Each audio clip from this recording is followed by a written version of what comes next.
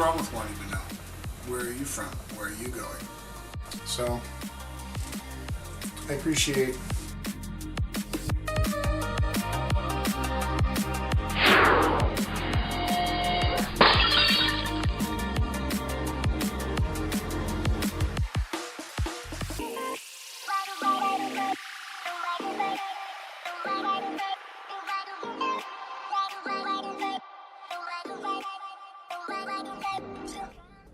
It's the chance to build cathedrals, entire cities, things that never existed, things that couldn't exist.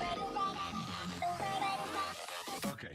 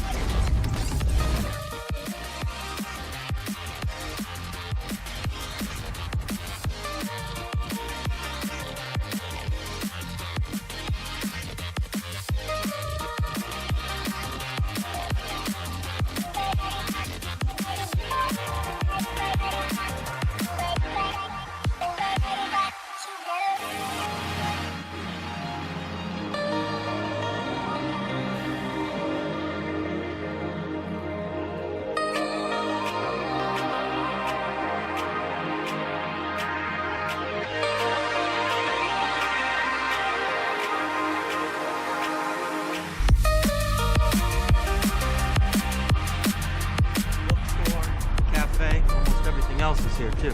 Who are the people? Projections of my subconscious. Yours? Yes.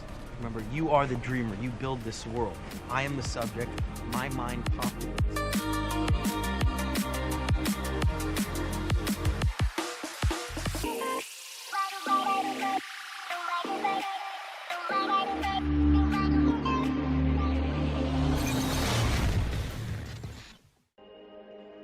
Another thing to consider is quantum bits.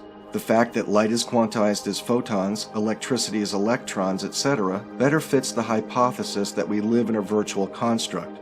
Because in digital processing, all data must have a minimal quantity, represented by bits or pixels, and our world displays the same property. Every computer-generated image breaks down into pixels when examined closely. And this is what science has found in nature. In the past century, physicists have discovered that matter really is quantized, composed of fundamental, indivisible particles billions of times smaller than an atom. And, as science has discovered more and more about the way the universe behaves, it has become clear that nature is a matrix of computable bits.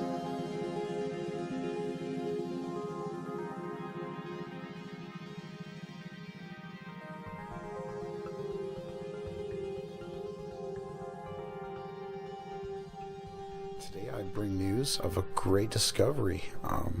The mapping of our reality and universe has come such a long way in just a short 27 years. George Smoot and many other cosmologists and astrophysicists that so many flat earthers have been so fast to ridicule or mock have actually done some very interesting science. Just a short 27 years, the mapping of the furthest reaches of our mind, matter, and space have returned incredible results. These results are better than we could ever hope for, in my opinion. Not only have we discovered our universe is flat, and the mounting, insurpassable evidence that we are couched in what could be termed a simulation is overwhelming. It's not only anthropic, symbiotic, it's as important to us as a fish needs water. I think as we discover more matrices inside the matrix and we roll out the fabric of the cosmos and understand our place in it, I think the iceberg that's heading our way is just the tip of what's to come. So please tune in Wednesday night. Join me, Jason, and hopefully QNV and some other people as we discuss Beyond Flat Earth, where we're going to talk about simulation theory and a bunch of other stuff. It's going to be a weekly podcast. I'm really looking forward to it, so please tune in. But like I said, today's video is basically just a look at this whole black-bodied background microwave radiation discoveries, and basically the fact that we live in a simulation. So the code is it's written everywhere, from your fingertips to your retina to a snowflake. You can read the code, right down to the DNA, RNA. You know, everything has a code and an intelligence and a design. And whether you want to look at it from a biblical standpoint or from a scientific standpoint, we are going to come back to the same conclusions. So please, like I said again, Wednesday night at 9 p.m. Eastern, on a new channel created by Awake Souls and Event Skeptic, Beyond Flat Earth. Please tune in and stay awake, stay aware, and stay focused. Peace.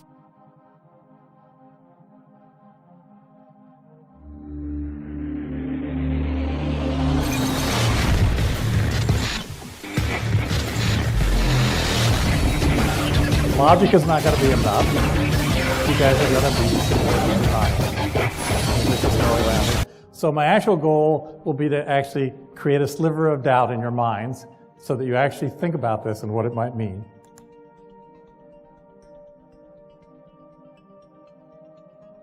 So here's the first check about simulations. How many of you have ever played a computer game? Just raise your hands. All right. So, did you do it against simulated player or simulated players? Or in fact, was it you, several people plus simulated people, right? And what role did you take? Was it a pawn or a hero? And what role do you have in life? Is it pawn or hero, right? Or you the king, for example?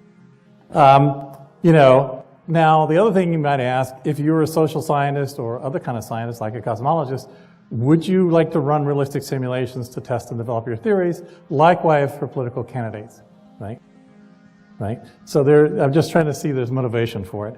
And then the question is, are computation and simulation capabilities increasing over time? So they had to think about Moore's law. Think about what computer you had when you were young and what you have when you're now. Not that you're not all young still. Okay, that's just setting you up for having the doubt. Okay, so we'll take a little journey into fallacy. Solipsism is the idea that one's own mind is the only thing that's sure to exist. It turns out people have been studying this for decades and realize it's both irrefutable and indefensible at the same time. How detailed and how accurate will the simulations be? And the answer turns out, as we know from experience, computation power is the first issue. You have to have tremendously good computation power to make a really good quality simulation. And good programming, that is good software to explain what's going on, that's the second. But clearly we're making progress. Just look at the games, the original, look at Pong, and look at the kind of video games we have now, right? And so we'll see. You know, advanced, beings run simulations, right? And in fact, will simulated beings run simulations, right? If we're simulated, are we running simulations? And our simulations, it's simulations all the way down, if you know the things. So even the people running our simulation don't know if they're a simulation or not. Okay, so well, it's interesting because it creates ethics and a bunch of things because there might be somebody watching you, right? And so are ethical considerations likely to stop every single civilization from running simulations, right? And running large numbers of simulations? All right, well, the answer I think is no. What if doing simulations is likely to save what we think are real lives? Right? We're willing to do the simulations, even though there are beings trapped in that simulation, conscious beings. And the other thing you might consider is how do human beings treat what they think are real human beings? How's the ethical treatment on our Earth? And how much more is society like to advance before we're doing very advanced civilizations, very advanced simulations of civilizations and beings? the first map, which is off here, is the universal diffuse glow. It's just green, so I didn't show you that data, but I have some real data that shows that. And then if you go down a factor of 1,000, you see what we call the dipole. It's warm here by a little bit over a part in 1,000, and cold in this direction by a little over a part in 1,000, and very smoothly in between, except along here, which is the plane of our galaxy. You'll see it clearly down here when we subtract that and go up another factor. And then we happen to live in a spiral arm, so if you look 90 degrees that way, you're looking down the spiral arm, so you see a bump. If you look 90 degrees the other way, you're also going down the spiral arm. So you see these two bumps, which are the spiral arm we're in. The galactic center is there. That's why this doesn't have a nice smooth thing. The galactic center is contributing. If you then subtract away the dipole and blow the scale up another factor of 100, because the galaxy saturates along here, the galactic center, the spiral arm that we're in, the opposite anti-center direction. But then you see these blue regions together, red and yellow regions together, red and yellow regions together, blue regions together, blue regions together. Those are the things that we claimed are the signals from the beginning of the universe. And here is with all the known galactic contamination stuff, stamped out, and you can see the signal that's left behind. But if you're more adventuresome, you can make a plot in colors. So here's the dipole, and if it's stronger in the red, it shows up red. If it's right in the right CMB, it shows up in white. So you see hot to cold is supposed to be white to dark. You take away the dipole, blow the scale up, now you can still see the spiral arms, but you can begin to see the signal that's coming from the universe. And if you take a model of the galaxy out, you end up with a map that looks like that. Right? But modeling the galaxy was the tricky part, so we did with cuts and we did with subtractions and got pretty similar answers, but we were being careful. Okay. And so not so long after that, we did 2 more experiments. These are balloon-borne experiments. They were maximum and boomerang, and we had a big group, and then half of the group split off and went to Caltech, but we stayed collaborating. So now, if I put my shadow here, maybe you guys can see there's an actual map there. The size of the moon is about this big, so this covers a reasonable part of the sky, but you're seeing very clear structures. And when I first saw this map, and we were having our team meeting, I said, the universe is flat. And Radek Stumper, who's some of you may know, he says, no, don't jump to conclusions. If I said, I've already seen 500 simulations, I know which the flat universe looks like, and I'll show you some examples later. So I promised I would talk to you about, is the universe flat? And the answer is very simple. We look here with our eyes, and we judge how big things are by projecting back in straight lines. And if the universe is curved, the light will travel a curved path. Otherwise, we get this nice Euclidean geometry and an expanding universe, which is a little trickier. Or if it's open, you have the other thing. So I have this nice video. This tells you the same pattern on the sky does this, but here's a nice little video that WMAP paid for that does it. So we're out in the universe. We're going to put out our imaginary physics grid lines. There's the pattern in the real universe. And if we assume the universe is flat, light's going to travel in straight lines. And we'll see a nice picture that looks just like the universe, right? But if the universe is closed, light gets bent towards us and things get magnified and look bigger. And if the universe is open, things get pulled in and therefore they look to be at smaller angles. And so if you've seen enough of these simulations and you see a map that looks just like this, both in terms of the spot sizes, but also in terms of the actual levels. Here, these are made to look to be the same levels. The levels change a little bit in those situations. That's how you can begin to recognize the universe is close to flat. So I don't say it's exactly flat, but it's really close to flat. So that's interesting. That's an example of what you can learn. You can do the same thing for how much ordinary matter is, how much dark matter is. You can compare it to the actual observations, or you can compare it to the power spectrum. And you get some results. So something like that.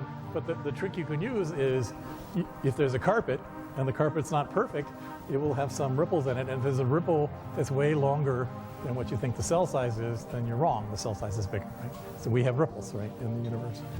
And so you can do it from the galaxy surveys. You can do it from the cosmic microwave background. So that's one way. So, but that still could be outside of our horizon, and we haven't got the data yet, right? I mean, you don't know what the dragons could be out there. And so we don't know that. But the other is, if you actually look at making the universe, there are different approaches that people have of creating the universe from nothing or from almost nothing, or from some other kind of universe and letting our part off. And many of those want a universe that's open, which in principle should be infinite. Many of those want a universe that's closed. Some of them do. But if the dark energy stays the wrong kind, you can actually be a closed universe but expand forever and eventually become infinite. So we don't know the answer to that question. We know that it's still a question. If the universe were really closed, we'd know the answer. If the universe were really open, we'd know the answer. There was infinite. We have, well, within reason, inside of the region where we look for dragons. I'm running out of time. I should have gone faster. I got confident. Difficulty with complex decision and keeping on time, and the ability to function in a prehistoric world, which was the important one. You know, only a few percent of the humans got wiped out before they were able to reproduce. Okay? So simulations are going to make the same kind or similar approximates. You know, so we have many contradictions. We could see if our physics is inconsistent, then it's likely we're in a simulation. If physics is self-consistent, it's more likely we're real, because it just takes more to do that. So then one of the implications is, if we are in a simulated environment, what are we going to do? Well, we're going to have we're going to be discretized, that is fuzzy on small scale. We're going to have entangled states, means quantum mechanics. We have the holographic principle, that everything inside of a given volume is encoded on the surface. So here's an example, right? The hand and the apple are encoded on a two-dimensional sheet, but projected into 3 dimensions. That's a way to keep track of everything. And the large scale in space and time may not match the small scale. So let me finish up. Human beings are ill-equipped for determined reality. Physics, so this is actually a selling thing for physics, is a fundamental test of our realness. Currently we have contradictions. Is that because we're not good at resolving things, or is it because we're in a simulation?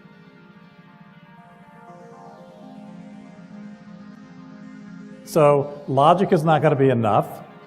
You guys are going to be simulation deniers, right? I mean, there's just no way around it.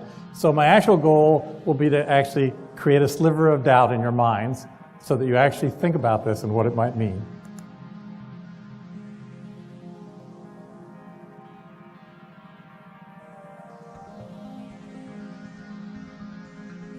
Is that because we're not good at resolving things, or is it because we're in a simulation, right?